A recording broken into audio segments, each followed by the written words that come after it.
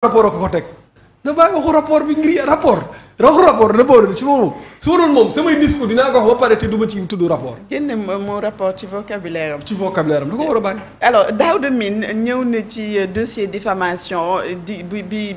lëkkale woon Mame Mbaye Niang ak Ousmane Sonko Ndeye Fatou dañuy préparer vidéo bi ñu seetaan ko ñu revenir sur le plateau à tout de suite. La diffamation le code de procédure pénale dafa am lu nga xamante ne daf ko cee wax dafa leer. Il ne revenait pas à la justice moom si boppam dem wëri ndax am na rapport Prodac wala amul rapport Prodac c'est à la personne bu nga xamante ne moom moo accusé moom moo war a amener la preuve de ses accusations parce que boo jëlee sur les textes yu nga xamante ni mooy concerner la diffamation yow bu ñu la fekkee nañ la porter plainte yow que mu nekk journaliste bi que mu nekk homme public bi que mu nekk ku mu mën di doon ko xamante wax nga benn wax sur la place publique pour que nga génn ci ñaari possibilité nga am mooy benn bi nga prouver la véracité du fait diffamatoire loolu la ñu woowee exception veritatis wala nga prouver ta bonne foi. Dans cette affaire là li nga waroon a prouver mooy l'exception veritatis nee nga rapport am na kële ne le rapport amul porter la plainte sur la base du fait que moom jàpp na ne rapport amul yow li nga war def moom mooy nga indi rapport bi jox ko juge bi pour wane ne moom nee na rapport amul apporter plainte sur cette base là man maa lay prouver que ne rapport bi am na et rapport baa ngi nii et foofu noonu le code de procédure pénale 10 jours la joxoon Ousmane Sonko pour que mu def ko 10 jours la amoon pour indi véritablement le rapport pour prouver que ni la muy wax noonu ça correspond à la vérité ces 10 jours là voilà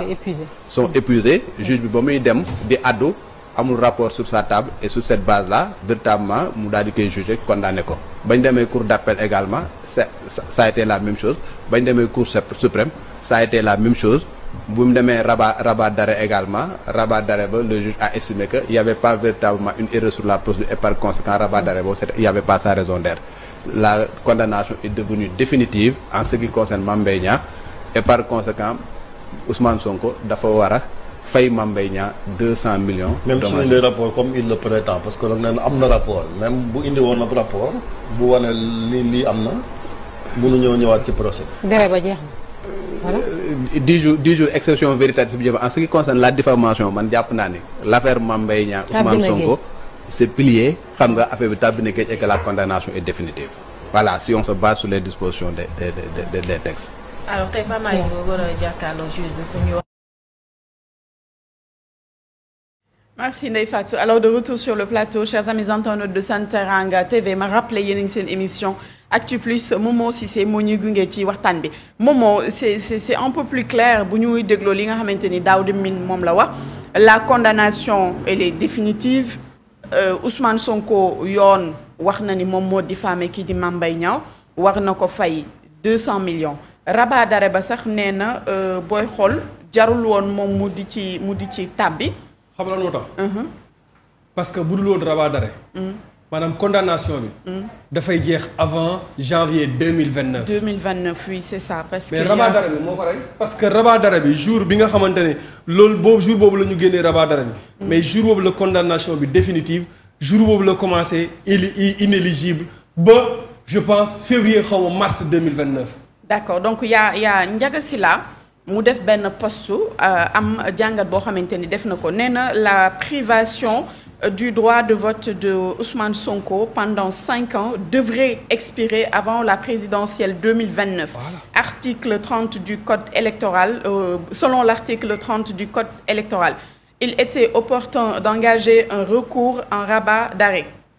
Non, était-il opportun d'engager un recours en rabat d'arrêt mu ni cette procédure a-t-elle modifié la décision initiale de la Cour suprême mu ni pourquoi la majorité présidentielle a-t-elle composé le statut que lors du dialogue national concernant les dispositions instituant la déchéance électorale automatique donc day ñëw rejoindre li nga wax mooy moom jarul woon muy tàbbi ci rabat d'arrêt bi bu dugalul woon rabat d'arrêt bi 2029 éligibilité am dina gën a leer mu ni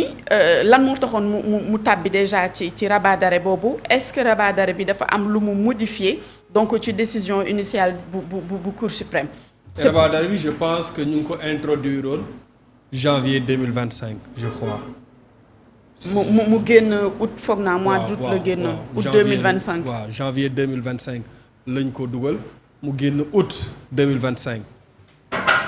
août 2026. août 2027 août 2028 août 2029 août 2030 oui.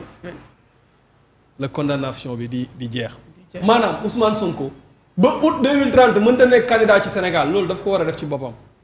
mais c'est quelqu'un qui est obnubilé par le pouvoir il veut coûte que coûte être président de la République quitte à sacrifier lépp lu mu mën a am quitte à ce que mu delluwaat ci confrontation ba mu dellu woon Ousmane Sonko. su ko leeree ne moom du nekk candidat il n'hésitera pas de déclarer la guerre à kii nu mu tuddati à Bassirou Diomaye Faye et il va dire que le système bi ñu doon xeex non mais lan moo ko qu'est-ce qui est lan meeting bii mu def barki démb lan moo koy justifier lan ci ban base lañ koy teg ne war na mën a tax ban enjeu électoral moo war a am ba tax Ousmane Sonko di def meeting nekkuñu ci année électorale barki démb moo jaay nañ jël nguur gi ñoom ñooy gouverner c'est lui le chef du gouvernement meeting bi pendant temps bi mu wax yëpp lan la ci wax loo xamante ne askan bi mën nañ cee jàpp ne ëllëg dina baax au contraire dafa wax ñu tiit ne on va vers une confrontation. Bon, man j'ai entendu quelques analystes politiques quand même ñuy wax ni li yëpp li ko waral meeting bi c'est parce que yenn ci ay alliés xam nañ ni fii ak 2030 peut-être lay éligible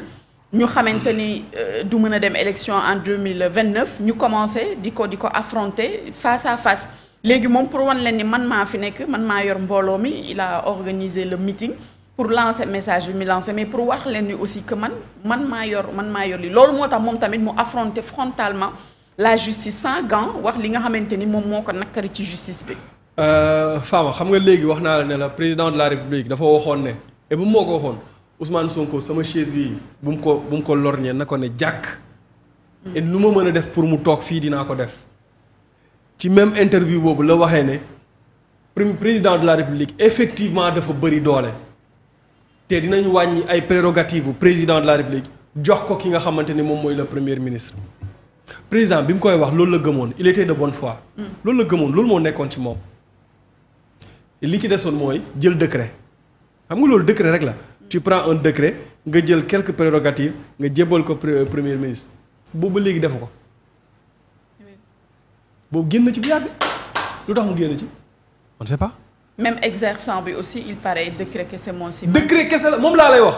loolu président wax noonu su fekkonte ne def na ko décret boobu def na ko mais exerçant bi instant bi nii saa bu demee juge bi daf koy retenir. mais exerçant boobu noonu man exerçant bi nga ko jox tur exerçant bi nga ko jox moo ma neex exerçant boobu noonu manque de décret bi moom moo tax exerçant boobu mënul nekk. alors Ousmane Sonko dafa nekkoon di démontrer sa force dafa nekkoon di wan. le Sénégal les Sénégalais et le monde entier que force légitime bi maa ko yor ba pare légitime populaire bi maa ko yor ba léegi mais c'est normal que meeting bi fees ils sont au pouvoir ils ont de l'argent dans les 14 régions du Sénégal bus dafa jugee fu ne c'est des centaines de bus bus yi dañoo ran bus yi démb boo ñëwoon samedi boo ñëwoon fii bus yi dañoo ran ba côté bi ba ci wetu Auchan bi les bus étaient là Auchan bu Yoff bi fii les bus étaient là-bas donc plus d'une centaine de bus yoo xam ne jugee nañ ci région yi ñëw. et c'est normal dafay fees. aywa léegi nag bon li ci xew mooy est-ce que tey l'État va accepter que Ousmane Sonko dugalaat ñu ci ay confrontation pour son éligibilité pour être candidat en 2029 est-ce que tey dañu war a seetaan ñu nekk ci xeex boobu noonu di toj di yàq di attaquer di manifester di manipuler.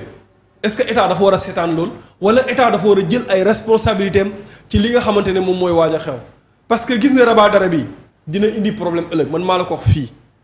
dina indi xeex ëllëg parce que Ousmane Sonko suñ taxawee ne ko tu ne seras pas candidat dina génneewaat booy yi comme à son habitude booy dinañ xeexaat et loolu le Sénégal n'a pas besoin de ça. mais contre son propre régime